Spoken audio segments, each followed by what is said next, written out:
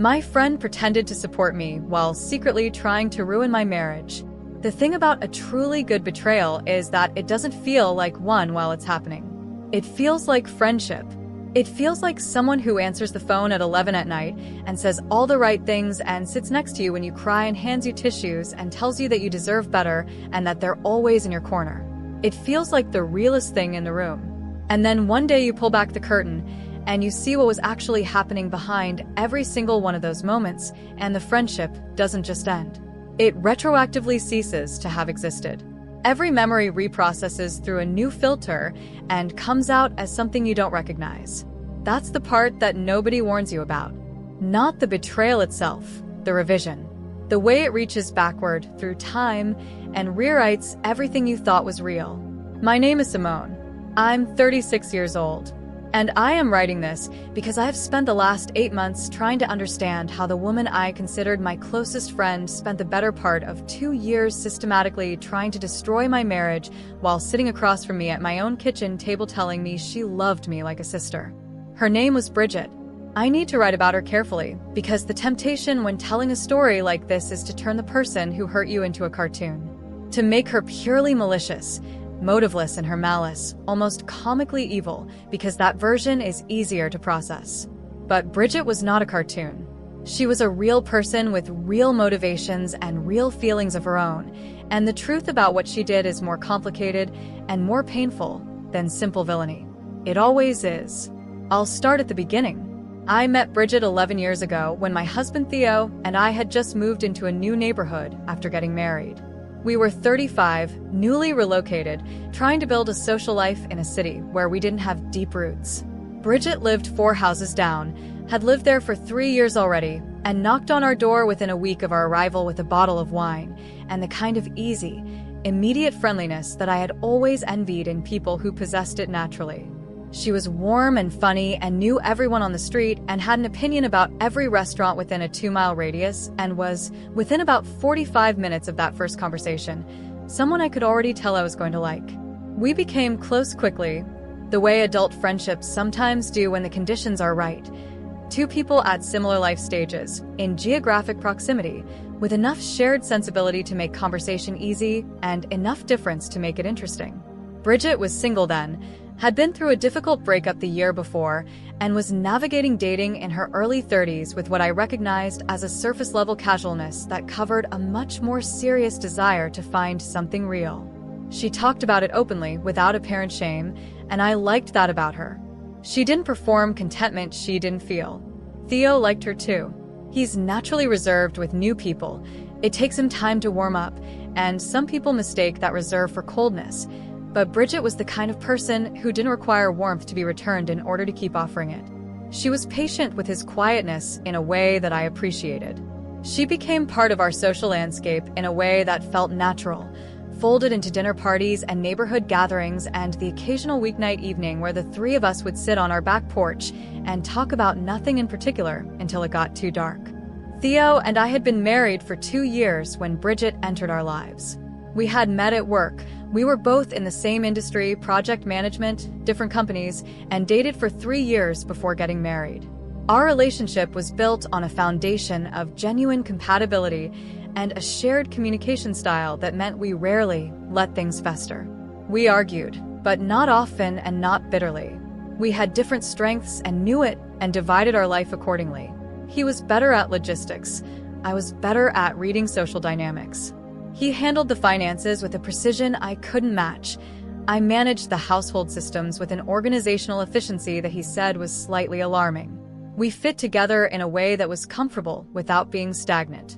We didn't have children by choice, or rather, by an ongoing choice we revisited every few years and kept reaching the same conclusion on. We liked our life. We liked each other. We liked the specific quality of our household, which was quiet and ordered and full of books and good food, and the particular piece of 2 people who had chosen each other deliberately and kept choosing. Bridget became the closest friend I had in that city. I want to say that clearly because I think it's important. Not a close friend, not one of several, the closest. The one I called first when something happened, good or bad. The one who knew the details of my marriage that I didn't share with anyone else, not because they were shameful, but because they were private, and she was the person I trusted with private things. When Theo and I hit a rough patch in year 5 of our marriage, a period of about 6 months where the distance between us had grown in a way that worried me, Bridget was the person I talked to about it. She listened carefully, asked good questions, seemed to be helping me navigate it with the thoughtfulness I would have expected from her. That rough patch was the beginning of everything, though I didn't know it at the time. The rough patch was real. I won't pretend it wasn't. Theo and I had gotten into a pattern of parallel living, sharing a space without really sharing ourselves, that had crept up on us gradually enough that neither of us had noticed it happening until we were already in it. We were functional, outwardly fine, not fighting. But the particular quality of connection we'd built in our early years had gotten quieter, and I noticed the quiet in the way you notice a sound that's been there so long you stopped hearing it, and now suddenly don't. I went to Bridget with this. I told her I was worried about the distance. I told her that Theo and I were talking about trying couples counseling, and that I wasn't sure whether that meant things were serious or just that we were being proactive. I told her things about the texture of our marriage, specifics, details, the kind of information you share with a close friend, because sharing it is part of processing it. I had no idea, at that point, that Bridget had developed feelings for Theo. I found this out much later, and when I did, I went back through every conversation from that period and re-examined it, and found that there was nothing in her behavior at the time that I could have clearly identified as anything other than genuine friendship. She was supportive. She was appropriate. She said nothing that crossed a line, did nothing that was overtly suspicious. Whatever she was feeling, she was either managing it or suppressing it, or had not yet fully articulated it to herself. But I think it was there. I think it was there before the rough patch, and I think the rough patch and my openness about it gave it space to become something more active. Theo and I went to couples counseling for 4 months with a therapist named Dr. Patricia Ng, who was excellent and precise and did not allow us to stay comfortable. The counseling helped. We came out of it with better tools and a renewed sense of what we were actually building together, and the distance closed in a way that felt earned. By month 7, we were better than we'd been in years. I told Bridget this, and she said she was happy for us. She smiled when she said it. I believed the smile. Things continued normally for about another year. Bridget dated someone briefly, a man she met through a work event named Paul, who lasted about 4 months before she ended things with what she described as mutual recognition that they weren't right for each other. She seemed fine about it. A little quieter in the weeks after, but fundamentally okay. It was around this time that I started noticing things about Bridget that I didn't initially put together into a pattern.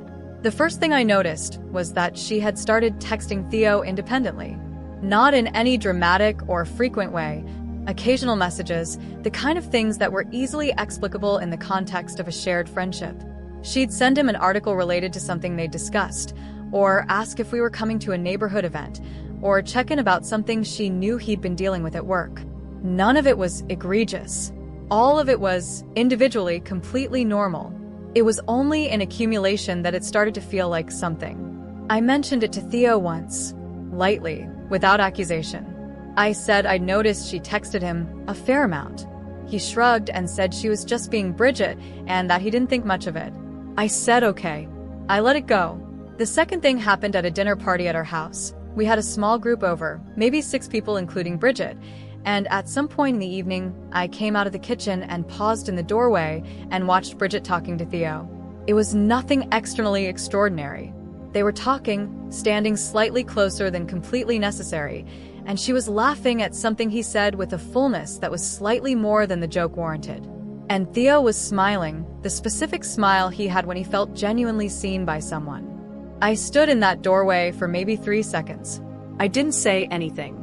I went back into the kitchen and finished what I was doing and came out with the food, and the evening continued normally. But something had shifted in my chest very slightly. The way things shift when the information that should concern you has arrived, but you're not yet ready to receive it consciously. I said nothing to Theo about it. I said nothing to Bridget. I said nothing to anyone. I told myself I was reading into things, that I was having a moment of insecurity and projecting it onto a completely innocent interaction. That Bridget was my closest friend and Theo was my husband, and those two facts were not in competition with each other. I told myself that for about 4 more months. The thing that broke it open was not what I expected. It was not a dramatic discovery, not a text or an email or a lipstick on a collar. It was a conversation with a neighbor named Ruth, who had lived on our street longer than any of us, and who was one of those people who notices everything and says nothing until she decides to say something. Ruth stopped me on the street one Saturday morning. We talked about nothing in particular for a few minutes. And then, in the careful way of someone who has been deciding for a while whether to say a thing, she said, "Simone, can I ask you something directly?" I said yes. She said, "How well do you know what Bridget is like when you're not around?" I looked at her. I asked what she meant. She said she wasn't trying to interfere, and she wanted me to know that. She said she'd seen some things from her front porch that she'd been going back and forth on mentioning. She said that twice in the past 2 months, when she knew from context that I was traveling for work, she had seen Bridget at our house in the evening. Not a quick drop-in, a long stay. Lights on in the kitchen for hours. Theo's car in the driveway the whole time. I stood on the pavement, and Ruth looked at me, and I looked back at her, and neither of us said anything for a moment. I said, "Thank you for telling me." She said, "I hope it's nothing." I walked home slowly. I went inside. I sat at the kitchen table. I thought about every text I hadn't fully examined. Every evening I'd been away for work, which happened 4 or 5 times a year, 2 or 3 nights at a stretch. Every time I'd come home and Theo had been in a mood I'd attributed to stress or tiredness. I thought about the dinner party and the doorway and the 3 seconds that I had told myself I was imagining. I did not confront Theo that evening. I made dinner. I ate dinner. I participated in an ordinary evening with the focused calm of someone who is collecting information before doing anything with it. I had a work trip planned for the following month. I kept the plan. I told Theo I was leaving on a Wednesday morning and coming back Friday night, same as usual. On Thursday evening, instead of staying at my hotel, I drove home. I parked around the corner. I walked to the house. The lights were on in the kitchen. Theo's car was in the driveway. Bridget's car was parked on the street. I stood outside my own house for a long time. Then I walked up to the front door and used my key. They were in the kitchen, sitting at the table, wine glasses out, music low on the speaker. When I walked in, they both looked at me with the exact expression I had needed to see, not the expression of 2 people surprised by an early return, but the expression of 2 people who had been doing something they needed to stop. Theo said my name. I said, "I'm going to need you both to not speak for a minute." I poured myself a glass of water. I stood at the counter and drank it. Then I looked at Bridget and I said, "You need to go home." She left without argument. She didn't meet my eyes. Theo and I sat in that kitchen for 3 hours. He said they hadn't slept together. He said it had been conversations, a closeness that had developed over the evenings I was away, that he knew was wrong, that he hadn't stopped, that he was sorry. I asked how many times she'd been at the house while I was traveling. He said 4. I asked what they talked about.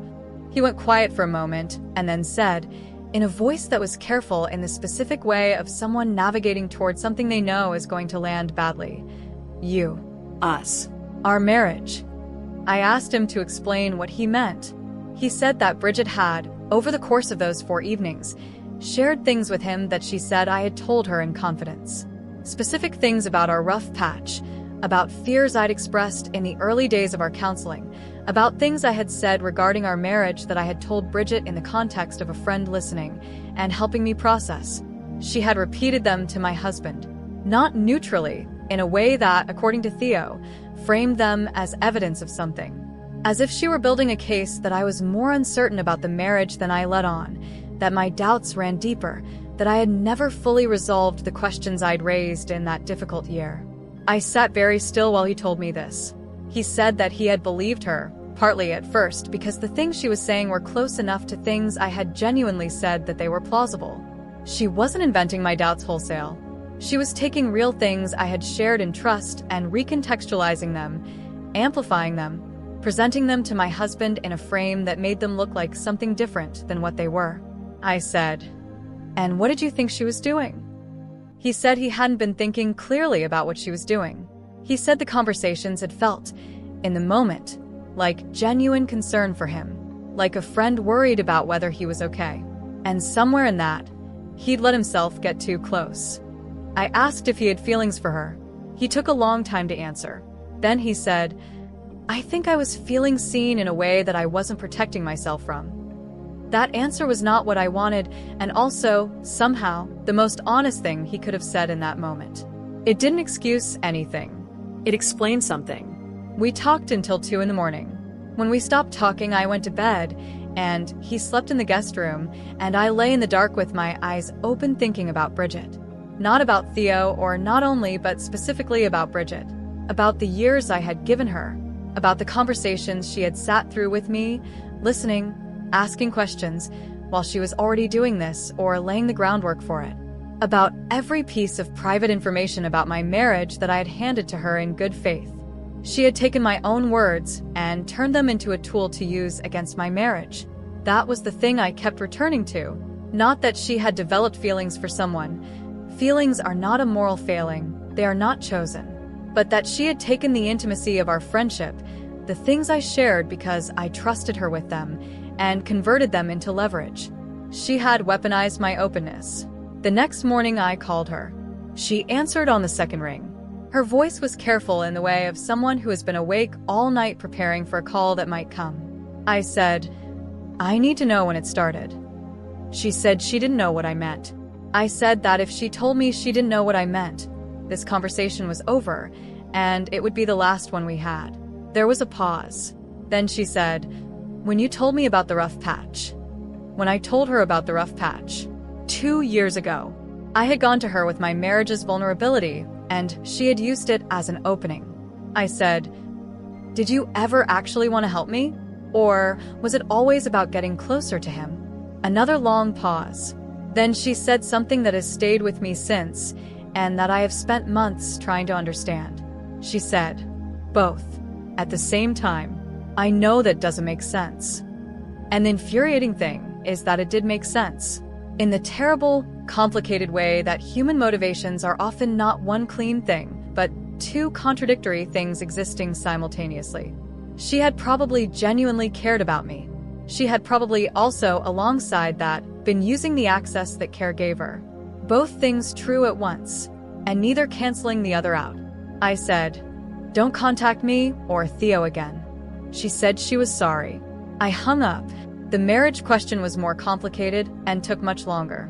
Theo and I did not have a quick or clean reconciliation. I do not want to write about this as if we simply decided to forgive each other and move forward, because that's not what happened. What happened was a period of about 6 months that was the hardest sustained effort I have ever put into anything, including the initial rough patch, which now felt like a warm-up for what followed. I felt betrayed by both of them, but in different ways and at different depths. Theo's betrayal was more straightforward in its category. He had let someone get too close, had entertained a closeness that crossed a line, even without physical infidelity. That was real, and it damaged trust in a measurable way. But Bridget's betrayal had a quality to it that was harder to metabolize because it was more insidious. Theo had done something wrong. Bridget had engineered it. The premeditation implicit in what she'd done, the patience, the access, the careful construction, was something I had to sit with in a different way. I went back to Dr. Patricia Ng, the therapist we'd seen during the rough patch. I went alone at first, then with Theo. She did not make things easier, which is exactly what I needed. She asked me questions I didn't want to answer. She pushed me to examine not only what had been done to me, but what, if anything, I had contributed to conditions that made it possible. That was an uncomfortable exercise, but it was also a useful one.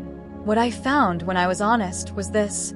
I had outsourced a significant portion of my emotional support to Bridget, in a way that may have meant Theo and I were not fully turning toward each other during difficult times. When the rough patch hit, I had gone to Bridget before I had fully gone to Theo. I had processed things with her that I might have more productively processed with him or with a therapist, and in doing so I had both given Bridget information she eventually misused and created a dynamic where my husband and I were not entirely running our marriage between just the two of us. I am not saying this to absolve Theo of his choices. He made his own choices and they were wrong. I am saying it because I think the honest version of what happened has more than one layer, and I would rather understand all of them than just the ones that make me the unambiguous victim. We stayed in couples therapy for 7 months. It was not comfortable. It was occasionally very painful. Theo was accountable in a way that I needed him to be, not performatively, but actually. He answered every question I asked, however many times I asked it. He agreed to complete transparency for a period that we defined together. He did not attempt to minimize or redirect blame. I watched him do the work of it and decided, gradually over many months, that I believed he was doing it genuinely. The decision to stay was not a single decision made in a single moment. It was a series of smaller decisions made over time, each one provisional, each one depending on what the next day showed me. And what the next many days showed me was someone who was trying, specifically and concretely, to rebuild what had been damaged. I decided, eventually, that trying alongside him was what I wanted to do. Bridget, I have not spoken to since that phone call. She sent a letter about 2 months after, handwritten for pages, the kind of letter that takes a long time to write and probably felt necessary to her. I read it. It was genuine in its way. She explained the feelings she developed, the internal conflict she'd felt between them and her friendship with me, the point at which she'd made choices she knew were wrong and kept making them. It wasn't self-serving exactly. It didn't attempt to minimize what she'd done, but it also did not change anything. I did not write back. Several mutual friends knew something had happened, because Bridget disappeared from our social landscape suddenly and completely, and people notice when a fixture disappears. I told 2 close friends the truth, in full, because I needed people who understood the whole picture. To everyone else, I said simply that the friendship had ended, that it was painful, that I didn't want to talk about it in detail. Most people respected that. Some pressed, and I redirected. None of them got the full story until now, here, in this post, where I am telling it to strangers on the internet, because I need it to exist somewhere outside of myself. What I have been sitting with, 8 months out, is a question about trust that has no clean resolution. Not trust in Theo, that has been rebuilt, imperfectly in the way rebuilt things always have slightly different texture than the original. Not trust in my own marriage. We are in a different place than we were before, and I think in some ways a more honest one.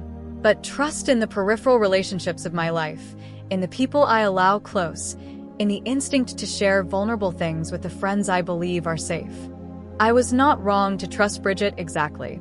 Trust is not wrong until it's misplaced, and I had no meaningful evidence to doubt her for years. What I was perhaps insufficiently attentive to certain signals. The question I keep asking myself is whether I should have seen something sooner, and the honest answer is that I don't know.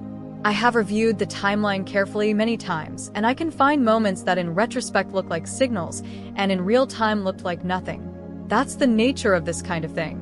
It's specifically designed to look like nothing.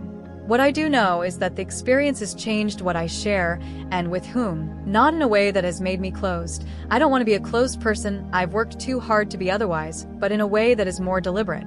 More conscious of the difference between intimacy and information. Of the fact that the things we share with our closest friends about our marriages, our fears, our doubts, are not neutral. They are private. And sharing them requires real trust, not assumed trust.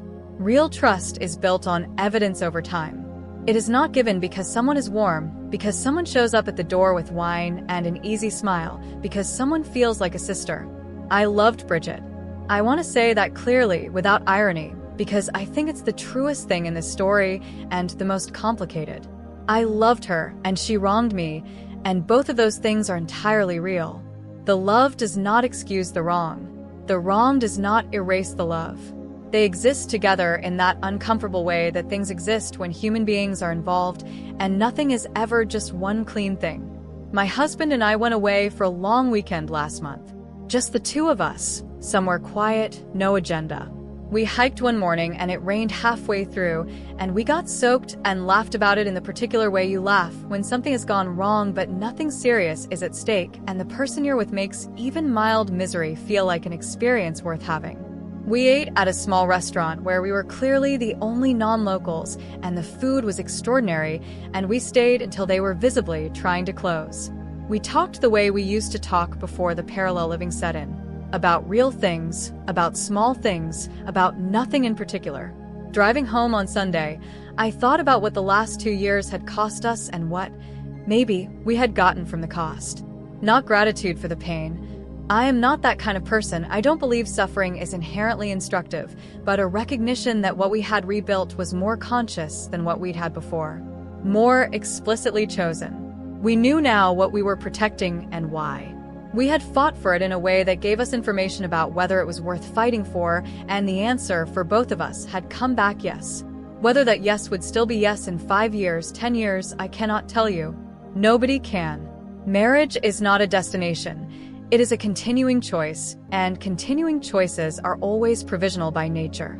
What I can tell you is that right now, today, I am choosing it, and he is choosing it. And we are both awake to it in a way that I think is probably a better foundation than the comfortable assumption we were running on before. And Bridget? I think about her sometimes. Not with warmth. I don't think we get to warmth from here. But without the acute anger of the early months. She made choices that came from real feelings she didn't know how to handle, and those choices caused real damage. I hope she is somewhere doing the work of understanding them.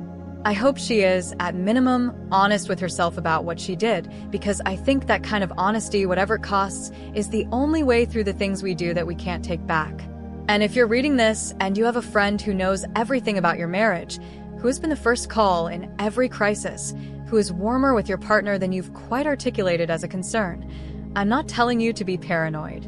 I'm not telling you to close off or to stop trusting people. I'm just telling you to pay attention. To the small things, the accumulations, the moments you explain away because the explanation is easier than the alternative. Because the thing about a truly good betrayal is that it doesn't feel like one while it's happening, until it does. And by then, you've already handed it everything it needed.